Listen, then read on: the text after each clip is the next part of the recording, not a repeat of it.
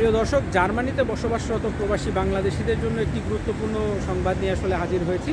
জার্মানিতে যারা বিদেশিরা বসবাস করছেন তারা বাড়ি ভাড়ার ক্ষেত্রে আসলে প্রতিনিয়ত বৈষম্যের শিকার হচ্ছেন, এমন তথ্য উঠে এসেছে ফেডারেল স্ট্যাটিস্টিক্যাল অফিসের প্রকাশিত এক প্রতিবেদনে। 2022 সালের আদমশুমারির ভিত্তিতে এই তথ্য আসলে উঠে এসেছে এবং সেখানে দেখা গেছে যে আসলে জার্মানিতে জার্মান নাগরিকদের তুলনায় বিদেশিদের প্রতি বর্গমিটারে গড়ে 9.5% বেশি ভাড়া গুনতে হচ্ছে। আর জার্মান নাগরিকেরা যেখানে আসলে প্রতি বর্গমিটারে গড়ে 7.08 ইউরো ভাড়া দিচ্ছেন, সেখানে বিদেশিরা দিচ্ছেন প্রতি বর্গমিটারের জন্য 7.75 ইউরো। তাই মোট ভাড়ার ক্ষেত্রে আসলে প্রবাসীরা বেশি পরিমাণ ভাড়া আসলে দিতে হচ্ছে এবং এটি শুধুমাত্র মূল ভাড়া বা কাল্টমিটের ক্ষেত্রে, বিদ্যুৎ, পানি, হিটার বা ইন্টারনেট সহ অন্যান্য যে খরচ রয়েছে সেটি এই বাসা ভাড়ার ক্ষেত্রে অন্তর্ভুক্ত নয়।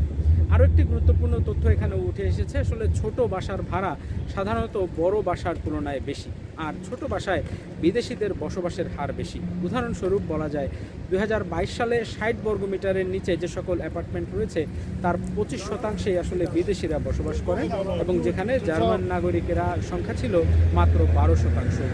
ফলে ছোট বাসার প্রতি বর্গমিটারের ভাড়া ছিল গড়ে 8.01 ইউরো, যা বড় বাসার তুলনায় প্রায় 15.6% বেশি।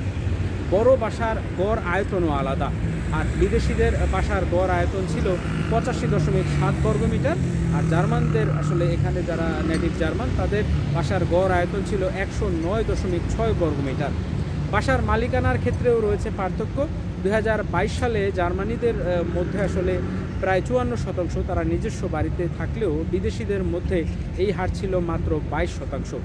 পাশাপাশি দীর্ঘমেয়াদে একই বাসায় বসবাসের ক্ষেত্রেও পার্থক্য দেখা গেছে। ধরুন 10 বছর বা তার বেশি সময় ধরে একই বাসায় বসবাসকারী জার্মানদের হার ছিল প্রায় 51%, যেখানে বিদেশিদের হার ছিল মাত্র 20%। এর একটি গুরুত্বপূর্ণ কারণ হচ্ছে বিদেশিদের আসলে অনেক ক্ষেত্রেই বাসা পরিবর্তন করতে হয়, কারণ যাদের বাড়ির মালিকরা অনেক সময় নতুন ভাড়াটিয়া পছন্দ করেন। প্রতিবেদনে আরও বলা হয়েছে যে দীর্ঘ সময় ধরে একই বাসায় থাকা বিদেশিদেরও গড়ে বেশি ভাড়া দিতে হয়েছে। উদাহরণস্বরূপ 20 বছর ধরে একই বাসায় থাকা বিদেশিরা জার্মানদের তুলনায় 9.1% বেশি ভাড়া দিয়েছেন। একজন বাংলাদেশি শিক্ষার্থীর সাথে আমার কথা হয়েছে, ফারহানুল ইসলাম। তিনি ছদ্মনামে আসলে আমাকে তথ্যটি জানিয়েছেন।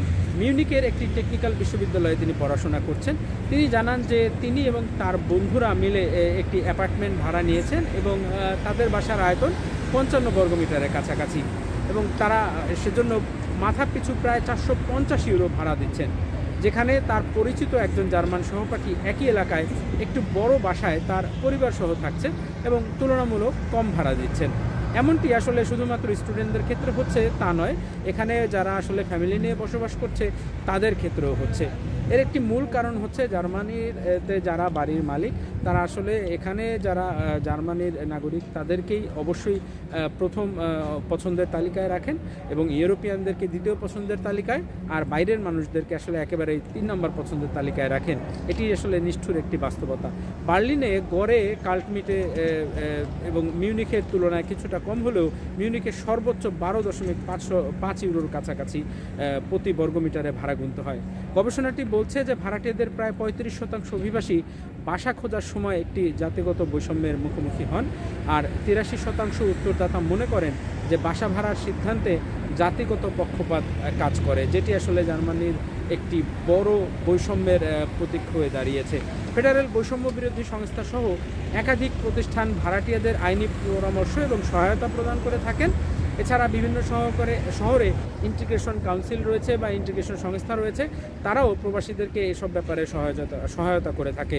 আর এসব ক্ষেত্রে আসলে অনেকেই অভিযোগ জানায় না, তাই আপনারা যদি এ ধরনের কোনো বৈষম্যের শিকার হন অবশ্যই অভিযোগ জানাবেন। বেশিরভাগ সংস্থায় আসলে অভিযোগ প্রদানকারীর নাম পরিচয় গোপন রেখে তারা এটির সমাধান করার চেষ্টা করে এবং প্রয়োজনে তাদেরকে আইনি সহায়তা প্রদান করে। এই ছিল জার্মানি থেকে সর্বশেষ সংবাদ। জার্মানির কোলন থেকে রায়হান জিলানি, RTV।